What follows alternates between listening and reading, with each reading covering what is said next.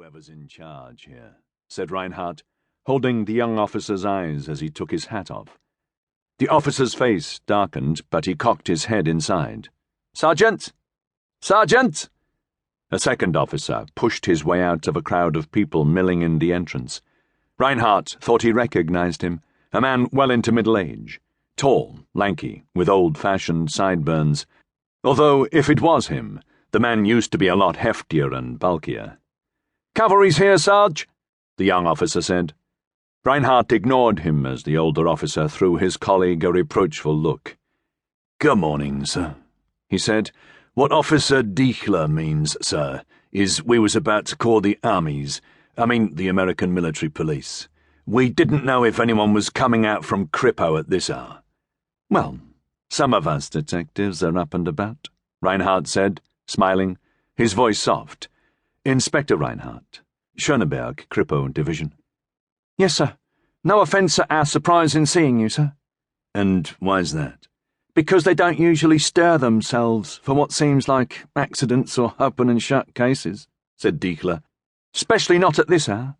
"Who says it was either of those?" "He was drunk. He fell down the stairs," Dichler snorted. "That's all it is." "Show me what you've found. Sergeant Frunze, isn't it?" Reinhardt suddenly remembered the man's name, feeling it slip onto his tongue from out of nowhere, it seemed.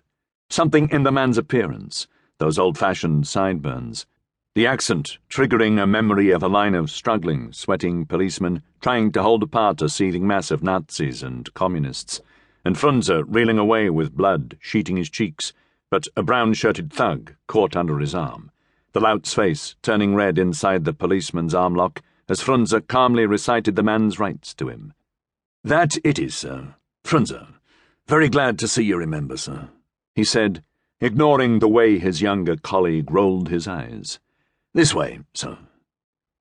"Last time I saw you, you were up in one of the Tiergarten stations."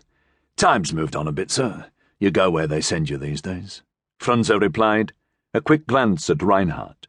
He could not tell what the glance might have meant, but an experienced officer like Frunze, especially one his age, ought not to be running a night shift in a place like Neukölln.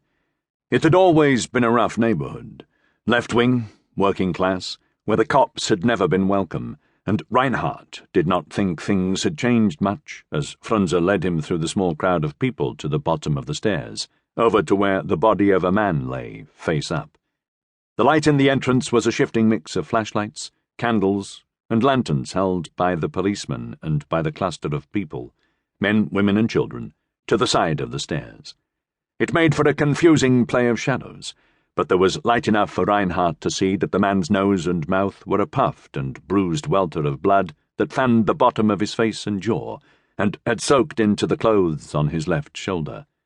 There were scratches and lesions on his face, on his scalp, and on his hands, the skin of his knuckles stripped raw. Reinhardt's eyes were drawn back to the injuries around the nose and mouth, the wounds framed by black and blue discolorations that indicated he had received them some time before dying. If he got those falling down the stairs, Reinhardt thought, he would have lain here a good long time before dying, and there was no pooling of blood, so far as he could see. "Has forensics arrived yet?" "No, sir." "It should be Berthold coming. I called him before I left. Any identification on the body?" "None, sir." "Keys? Money?" "Nothing, sir." Reinhardt pulled on a thin pair of old leather gloves, then reached under the man's neck, lifting it gently. The head did not quite follow, slipping from side to side. "Broken neck, sir?" asked Frunze. "It would seem so." "Anyone find a bottle?" "No, sir." Frunze sighed. "But the man does smell of booze. I reckon he spilled a bit down the front of his clothes. But much as Dichler would like this to be opened and shut, I have a feeling it's not." "No, probably not. Who found him, Sergeant?" he asked, gently feeling and pinching his way down the man's arms, feeling the heft to the limbs. "The building's superintendent, or what passes for one these days, sir. Here." Frunze indicated an elderly man in a threadbare dressing gown, with a tangled rosette of iron grey hair running around his head from ear to ear.